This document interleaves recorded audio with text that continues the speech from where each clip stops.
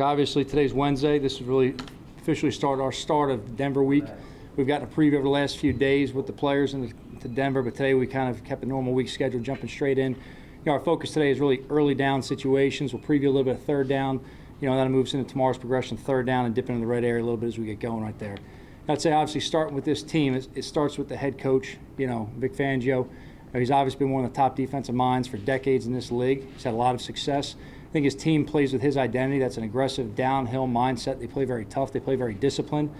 They take opportunities to make plays. They're not looking to get through any situation, looking to make home run plays on whatever they do. As you go through the coordinators, obviously Donatel and Vic have a history together. Ed does a great job with the back end and tying together the aggressive fronts and blitzes that Vic puts together. They work together very well. It's been one of the top defenses in the league for some time now. You turn over and you look into the offense. Look, Pat Shurmur's an outstanding coach. He's done a fantastic job. I have a ton of respect for him as a man, a ton of respect for him as a coach.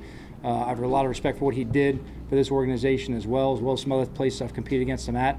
One thing Pat's going to do is Pat's going to look at your history and he's going to expose some things you've put on tape. So we'd be very mindful about not only our own past experience against Pat, but also different times that he's seen this scheme or schemes that are similar to this and things that could be exposed with. He does a great job of getting players, in matchups, does a great job of creating explosive plays for players.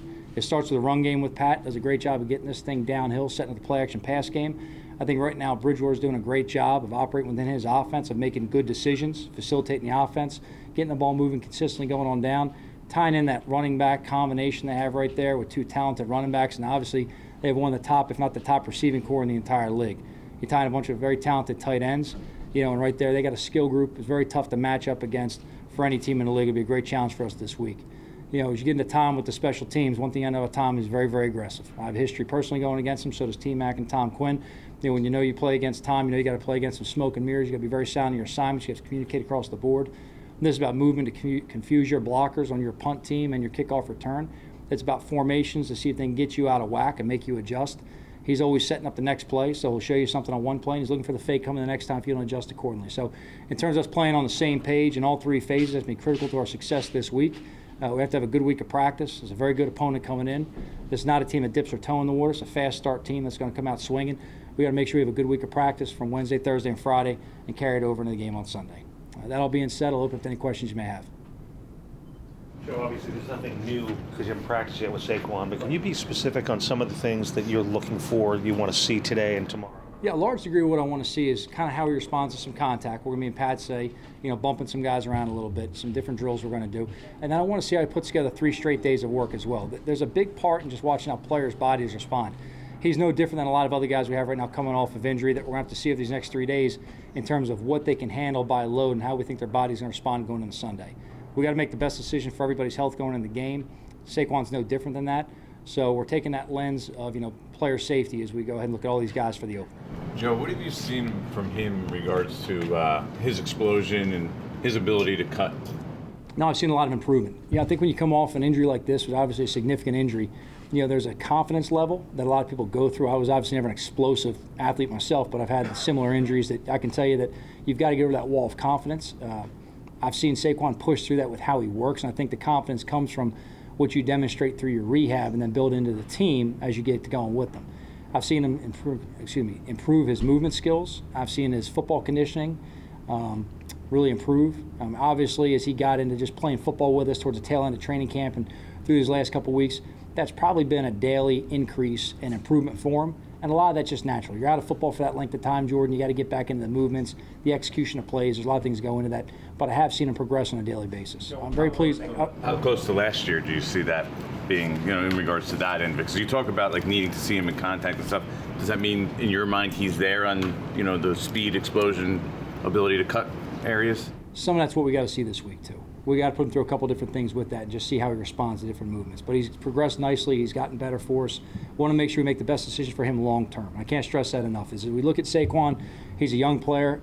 He's a very talented player. He's a guy who's been a leader for this team. He's been elected captain, second straight year for us, and he's been a captain before that as well. But, speaking, just about Saquon in general is, we got to make sure that we do the best thing for him and ultimately the best thing for him will be the best thing for the team. Where does Kadarius Toney stand in his status for Sunday? And is it realistic, even though he hasn't been on the field much, for him to have a significant role, whether it be in the kick return game or on offense? Well, I'd say in terms of significant, I look at that not so much as volume, but production. I'd say it is realistic for him to have a significant role based on how he practices this week. We're seeing his health improve. We've seen him do a lot of things with the team as we've kept on moving. He's handled the installs very well. I'd say for a player who hasn't seen, obviously, preseason games or a lot of significant time volume-wise on the field with the guys through preseason, he's been able to go out there and manage it and execute in practice as we asked him to. I think that's a tribute to how he's worked off the field. I think it's a tribute to the coaches, Tyke and Russ, of how they've gotten some extra work with him and meeting work throughout training camp to get him caught up to speed and making sure him and Kenny and some other players who were nicked and banged throughout training camp didn't lose that mental install as we went on through physically. Joe, how would you compare Daniel Jones to where he is right now, getting ready for this opener week 1, to where he was as a player, quarterback last year at this time before the opener? I think the biggest difference is obviously just time in the system.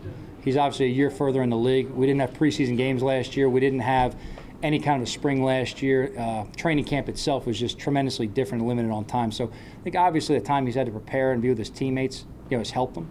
I've seen a lot of growth with him throughout the offseason, and it's carried through spring training camp and in the regular season right now in terms of being a leader, being a guy who really, is vocal with the team, gets the guys going. He's not a cheerleader, which I like. I don't like rah-rah guys running around, to be honest with you. I like guys that are just kind of about it, and they line up and they do their job, and guys respond to it, and that's really what Daniel is. So he's definitely progressed within his craft, and he's a young player in this league. He has a lot of room to grow, but I think he works on a daily basis that he's going to go ahead and take all the necessary steps to put himself in position to maximize his potential. Joe, we'd ask you, obviously, a million questions about Toney and Galladay this camp. I don't know if you've been asked anything about Darius Slayton. He's just sort of flown under the radar. What have you seen from him in terms of the progress from last year? And you talked in your previous answer about not liking necessarily rah-rah guys. Do you see that from him, too, that he's just sort of a steady Eddie? I see a lot of our guys. I'll be honest with you, look, I don't think we really have a lot of rah-rah guys in our locker room. We got guys that have natural juice. We have guys that come out and they practice hard. We have guys that feed off the energy of the guy next to them and get guys going. When I think about cheerleaders, I think about guys who are, they wait till Sunday morning to wake up, turn on some, song that gets them all kind of riled up, and then, okay, you're ready to play. Like, you win the game on Wednesday, Thursday, Friday. You win the game in the training room, getting your body healthy. You win the game in the weight room. You win the game in the offseason, doing all the right things. When I see how our guys work, and they're not out there just, pumping themselves up and whistling by the graveyard, I know they're giving ourselves a chance to have success and improve on a daily basis. But in terms of Slayton directly, he had a good camp for us. I don't think he flew on the radar to us watching the tape every day. Things that he's really improved on to me is his route running is really taking a step forward. That's something I look at, this year compared to last year is just his efficiency with, limiting wasted movements and routes, getting off the ball and playing to his speed. Making tough catches. He's done that, throughout camp on a daily basis. We got to keep him moving in that direction. I think his physical conditioning this year compared to last year, but that's true with all of our players who went through our program last year. You kind of look at all these guys.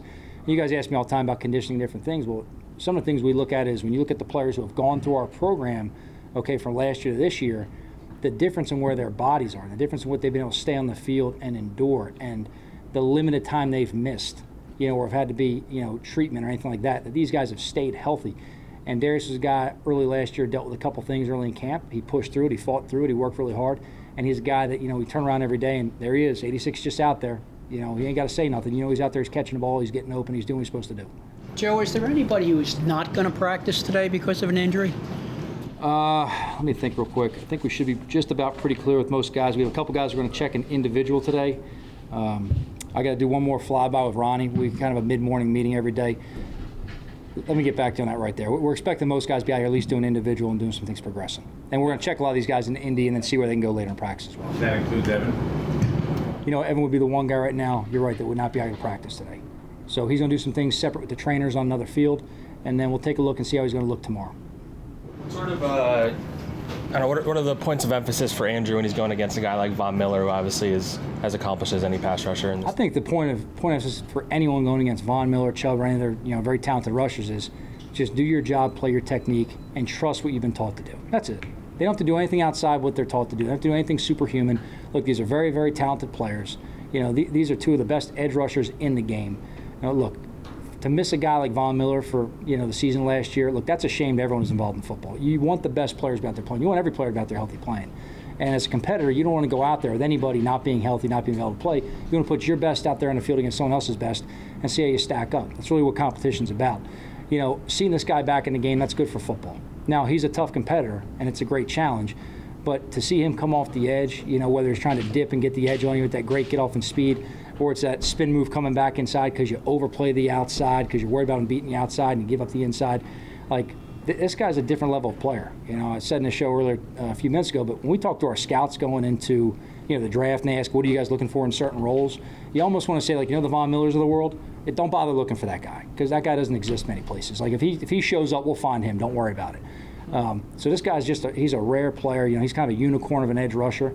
To be as just explosive and athletic and strong for his size and instinctive and productive and, like, look, I've been on the other side from this guy several times, and I'm telling you, he can ruin your day in a heartbeat if you try and do something on your job. Well, and then going off that, so when he does, you know, inevitably he's going to beat you on a rep or two or a few, like, how important is it to drive home, like, you know, short-term memory, forget? Yeah, he's got to always play the next play. Guys, whatever happens in a game, good, bad, or whatever, you've got to play the next play.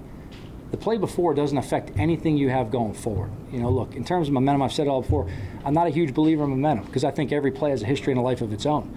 You may make the greatest play on first down, you still got to line up and play second down. Second down is completely independent unless you allow something from the previous down to affect how you play your technique and execution.